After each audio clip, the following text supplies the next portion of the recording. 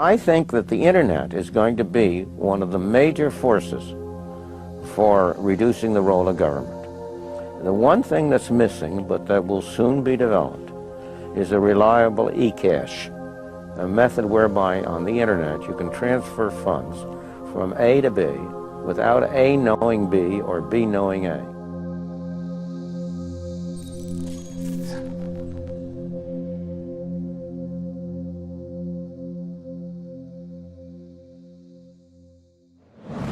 What is a Bitcoin? What is Bitcoin? What backs a Bitcoin? You put some of your money, real money, online, and it turns into Bitcoin.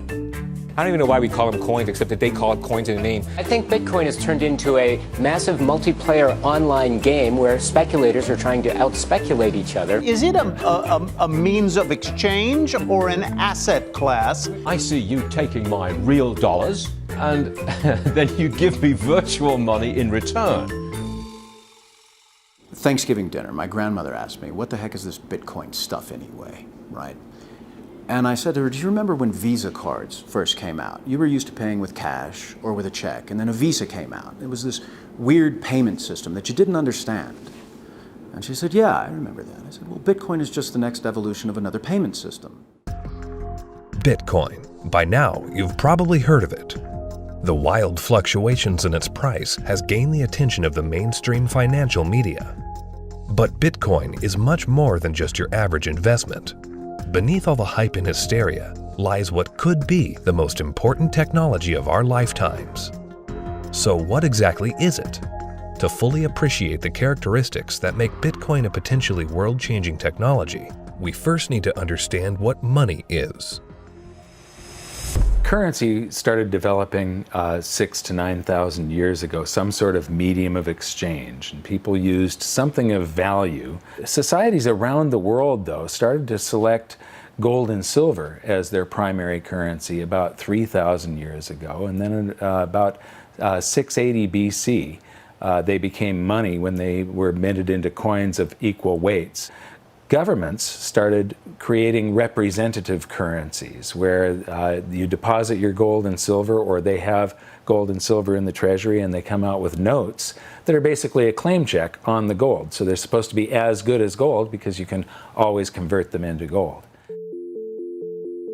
Throughout history, precious metals were chosen as money, not through government decree, but because of their unique features. Gold is rare, easily recognizable, portable, durable, and divisible. Above all, because gold is difficult to find and labor-intensive to mine, refine, and mint, it has always been perceived as a store of value.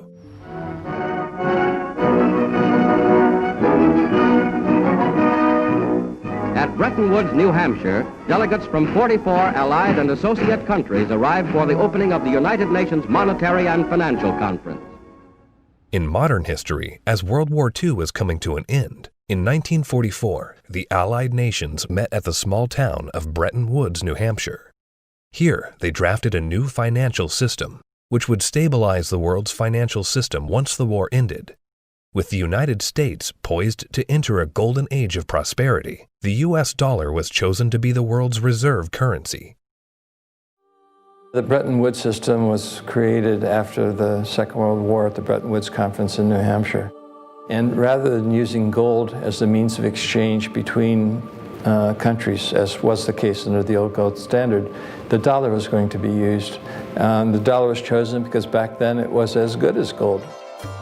Under this new system, the countries of the world would tie their currencies at a fixed rate to the US dollar. And because most of the world's gold was held in US vaults, the US dollar would be backed by gold at a fixed price of $35 per ounce. This created a system where the currencies of the world were effectively backed by gold through the US dollar. I have directed Secretary Connally to suspend temporarily the convertibility of the dollar into gold or other reserve assets. The Bretton Woods system lasted for about 25 years, but in August of 1971, President Richard Nixon called for an emergency press conference where he announced foreign countries would no longer be able to convert their US dollar holdings into gold. This surprise move would come to be known as the Nixon shock.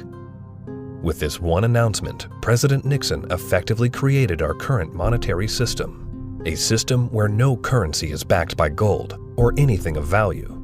This is what is known as a fiat currency.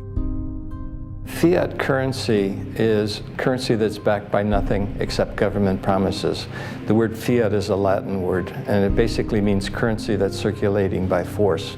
If people have confidence in that currency, and if there's enough government force, that will enable the currency to circulate for a period of time until people lose confidence in the currency.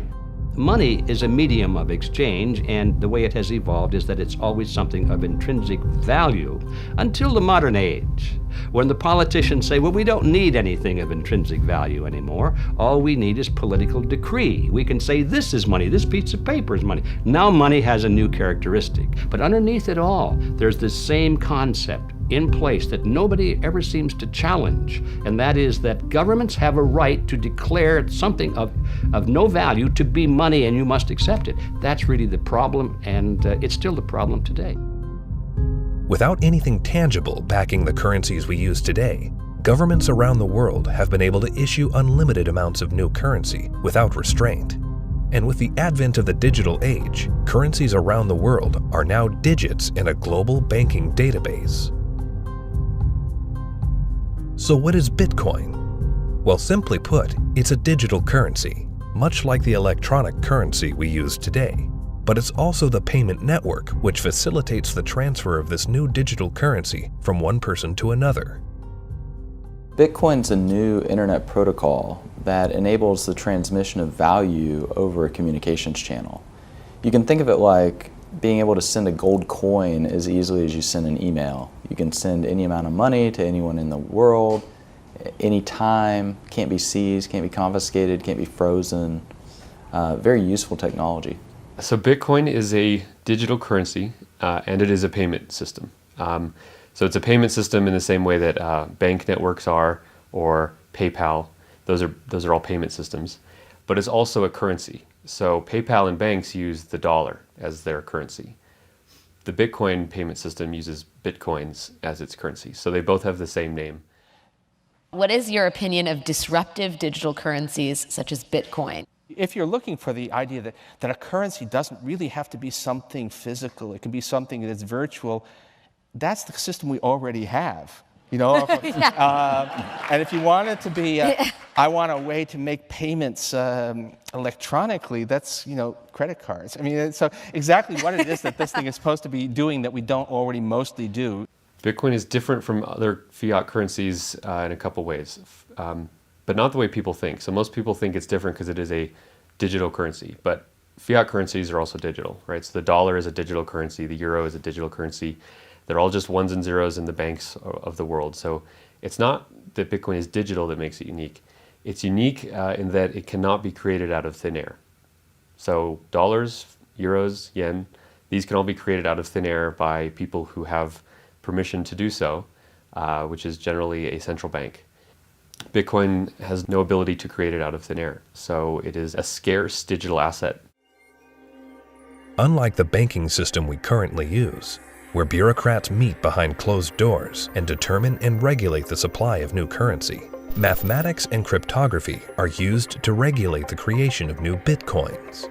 The Bitcoin network is decentralized, meaning that instead of transactions and account balances being stored on a central computer or database, Bitcoin's ledger of accounts, more commonly known as the blockchain, is distributed across tens of thousands of computers around the world. There's something called Napster. We all remember Napster. We could download music and movies from Napster, but after a while it got so big and popular, the government came in, shut it down because of copyright infringements. No more Napster, right?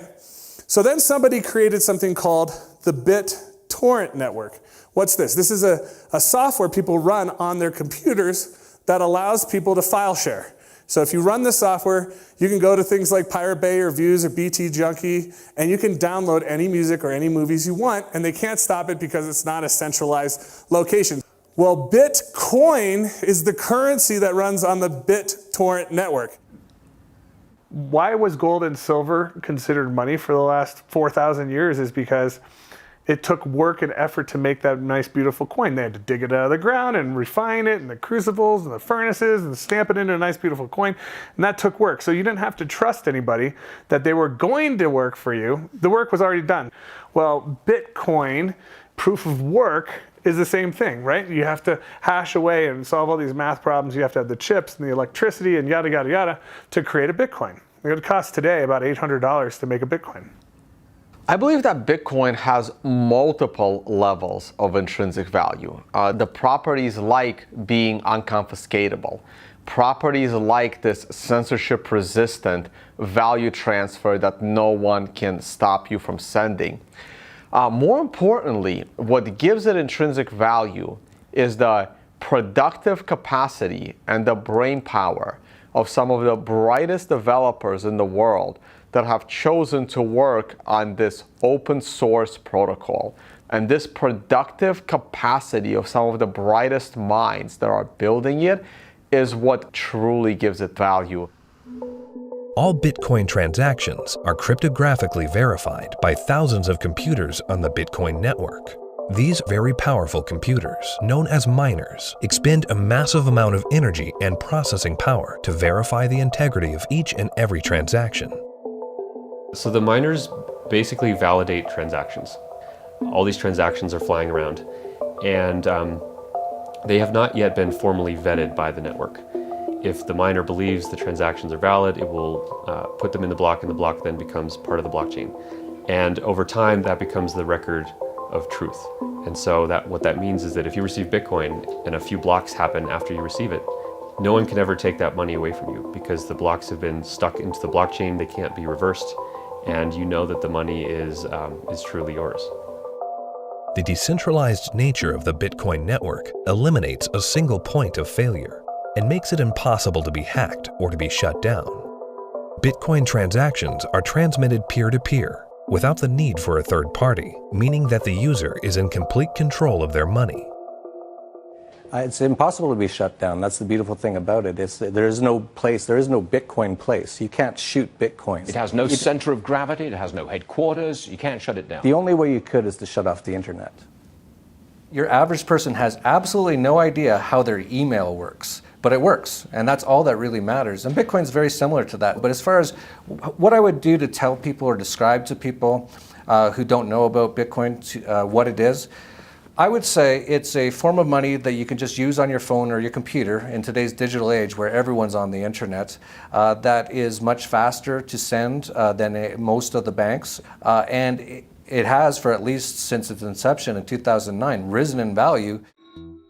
For new users, the inner workings of Bitcoin can be quite complex and daunting. But what's important is how this revolutionary technology changes how money is transferred globally. Right now, every single payment that you make to another person goes through an intermediary. Either PayPal or bank or Visa or MasterCard. And more importantly, the governmental jurisdiction decides if you're allowed to make that payment.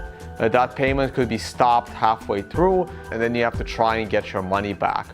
With Bitcoin, no one can stop it. The moment you decide to send another person digital value, you can just send it. And there is nobody in your way. There is no one that has to give you permission to pay another person money, and all they need is an internet connection. This has the potential to displace the need for banks as a trust institution. If you and I exchange currency or have commerce using Bitcoin and it goes on the ledger on the blockchain, we don't need a bank to confirm that that is a valid transaction. One of the differences between Bitcoin and the banking system is it doesn't require a third party to perform. When you make a deposit into a checking account or a savings account, you are actually loaning the bank your currency. They now have title to it, and they have a liability on their books to pay you back one day, but they get to do anything they want with it. And you have this intermediary, this third party, counterparty that has to perform for you to be able to get your currency back. Cryptocurrencies invert the power structure. It isn't a few people at the top controlling a whole bunch of people at the bottom. The power goes to the individual. In the same way that the internet flattened access to information and allowed anyone in the world with an internet connection to learn basically anything they wanted to know and to communicate with anyone else on Earth.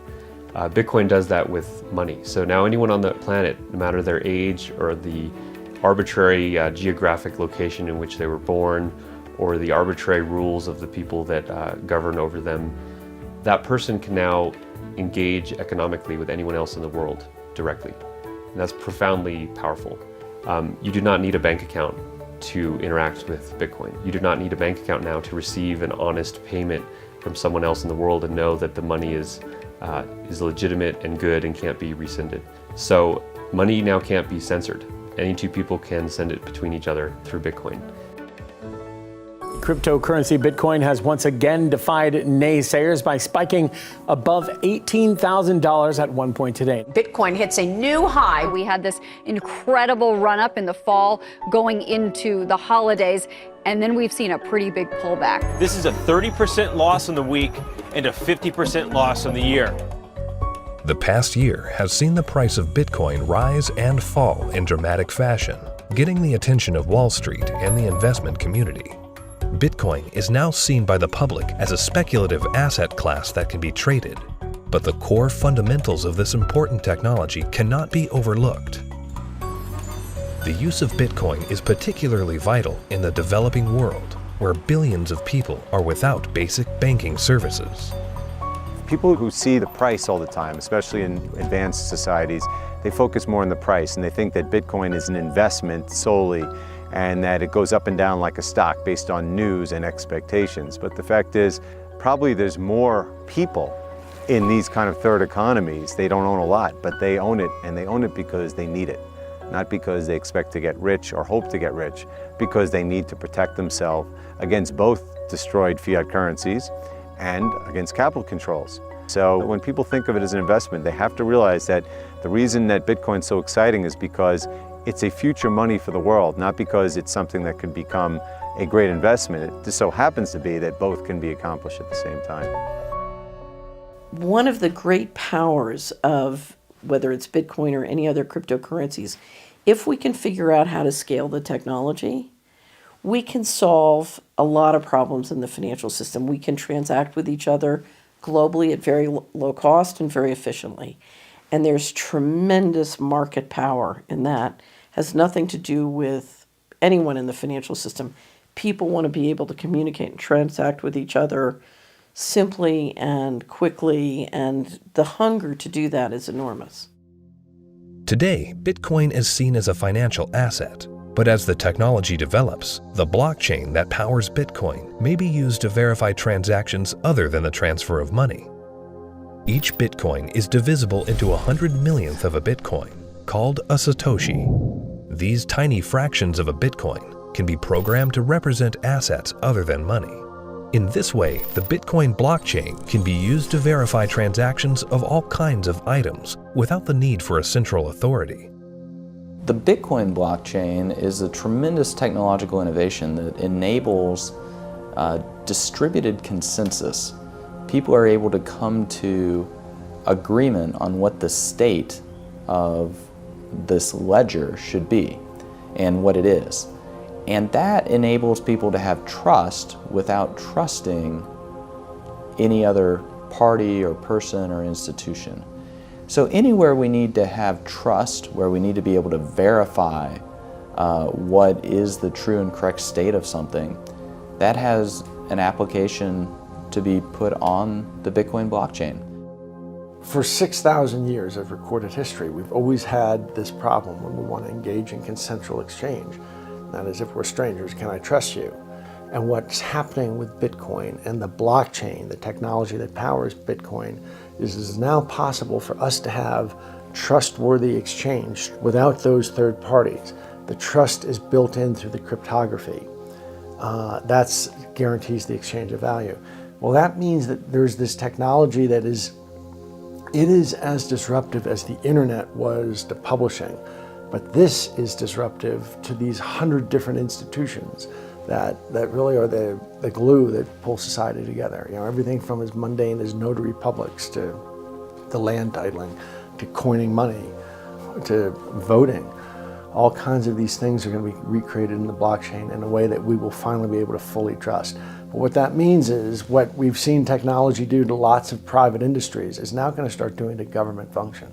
The thing for me is understanding the implications of what this is. You can take 100 million bits of a Bitcoin. Each bit is called a Satoshi, right? And you can program that to be anything of value. It can represent titles to automobiles or real estate or diamonds or gold or votes in elections. Anything of value can now be digitized and tokenized, put up on the blockchain, and transacted, can be sent across the internet without having to go through a trusted third party.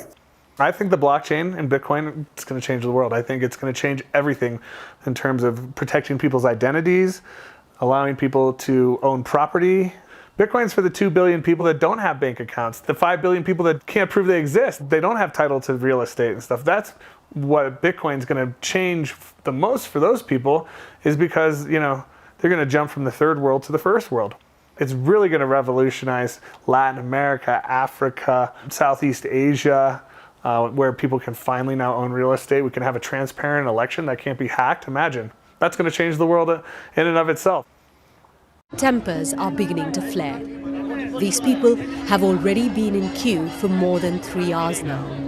Carrying currency notes, the government suddenly banned on Tuesday night.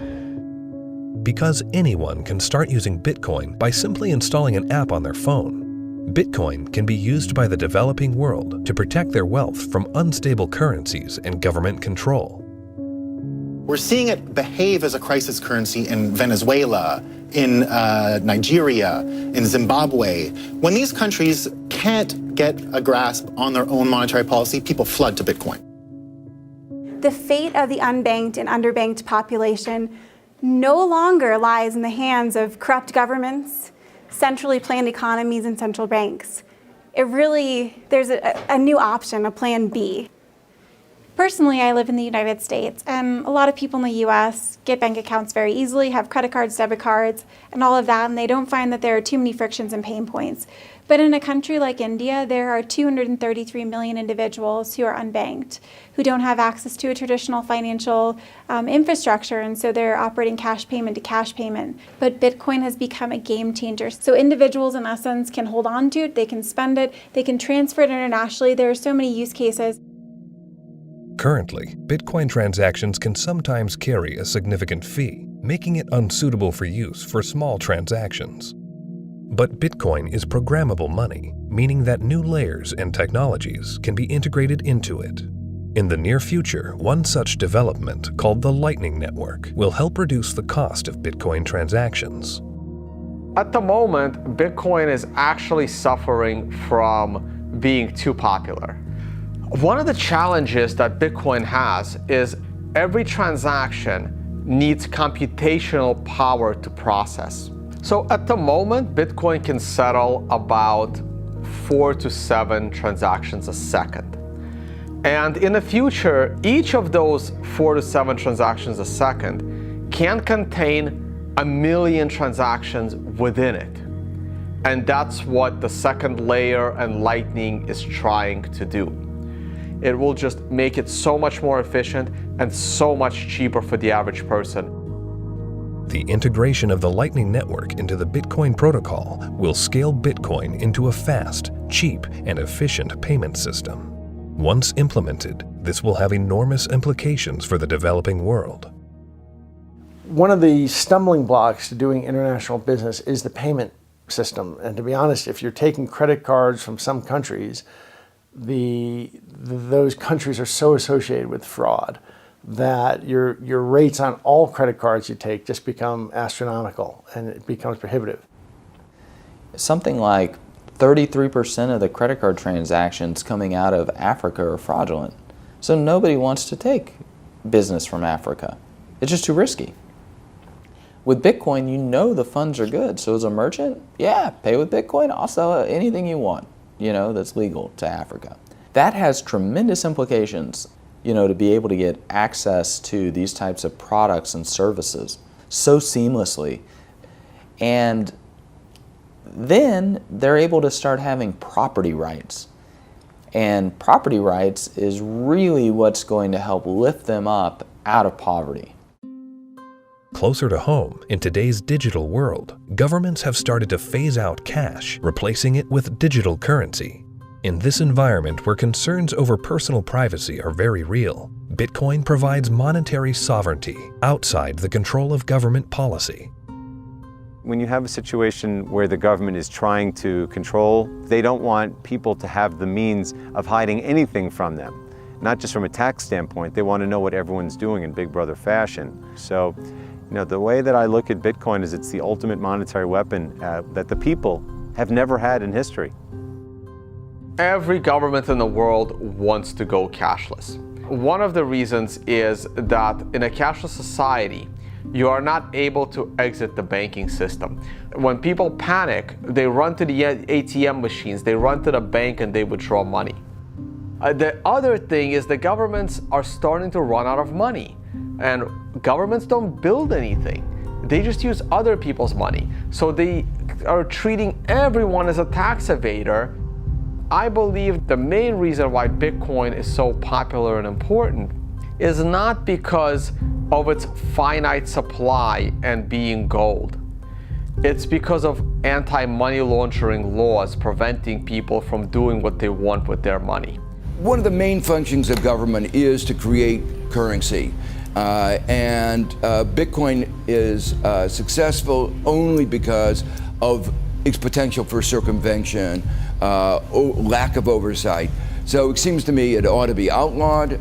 It doesn't serve any socially useful function. As to whether or not Bitcoin is illegal or should be seen to be illegal, cash has been used for a whole heck of a lot more illegal things than Bitcoin has through the years, and still is today. Cash is untraceable. It's easily transportable. Nobody knows where that dollar has been and how it's been moved from hand to hand to hand. So it's just a matter of making that connection that a cryptocurrency is really not a new thing. It's just a different version in a digital form of something that's existed in our society and legal structures for millennia. Bitcoin is shifting the paradigm and challenging the legacy financial system. Recently, Jamie Dimon, chairman and CEO of JP Morgan Chase, America's largest bank, was quoted calling Bitcoin a fraud. Why is Bitcoin a fraud? Here's the reason. Governments, the first thing they do is form a currency. They like to control the currency. They control it through a central bank. They also like to know who has it, where it is, where it's going. Wait until someone gets hurt. Wait until it's used for illicit purposes, which it is somewhat used for illicit purposes. They close it down. You got people like Jamie Dimon, a serious guy, calling it a fraud. Calling a fraud? You mean like there was hundreds of billions of dollars of securities that Jamie Dimon sold the public a decade ago called mortgage-backed securities? He's calling Bitcoin a fraud? Is that going to go to zero like his securities that he sold the public?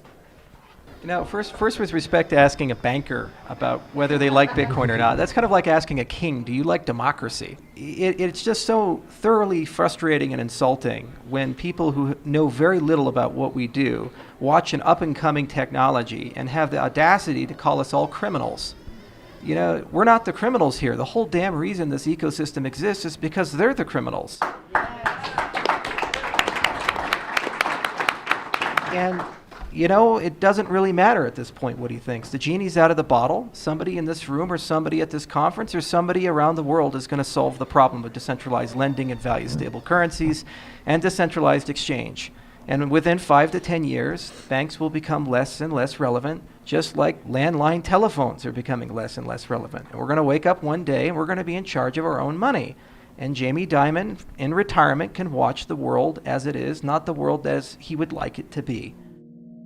The Bitcoin blockchain is built on decentralized consensus outside the control of a central party.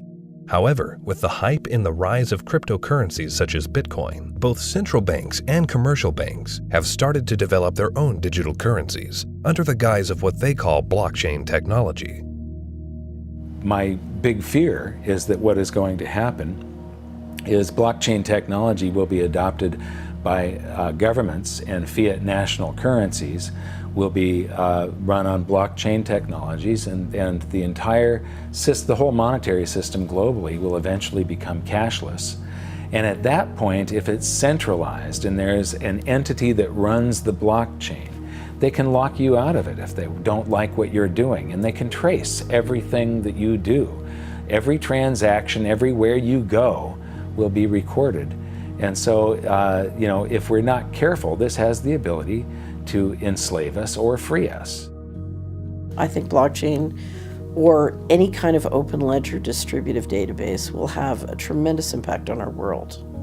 My fear is that, and this is used to centralize, digital technology gives a banker the ability to put a chip in you, to tax you whenever they want, to interface with a money system with you physically, and to perfect the collateral.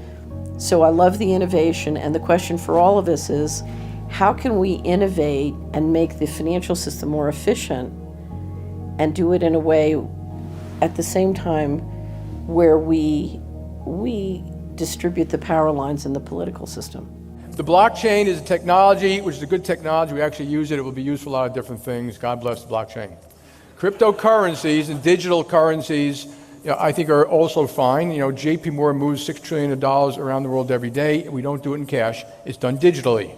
If it can be done digitally with the blockchain, so be it. But it'll still be a dollar cryptocurrency. A majority of the people are using the word blockchain, and they don't really care whether it has this decentralized mining. The government is going to just have a digital representation of the dollar. They can call it a blockchain, but there's not going to be mining. There's not going to be decentralization. It's going to be a centralized coin. Whether they call it a blockchain or not is irrelevant. The whole purpose of a blockchain is to remove control from a central party. If you're a central bank and you make a blockchain for dollars, and then you have dollar coin, if you still have full control over the dollar coin, you can create how much of it you want, you can control where it goes. There was no point in having a blockchain at all. You might as well just have a centralized database like a banking system. To really use blockchains in any meaningful way, it means that there is no person in charge. And so a central bank, by definition, is the one who is supposed to be in charge of money.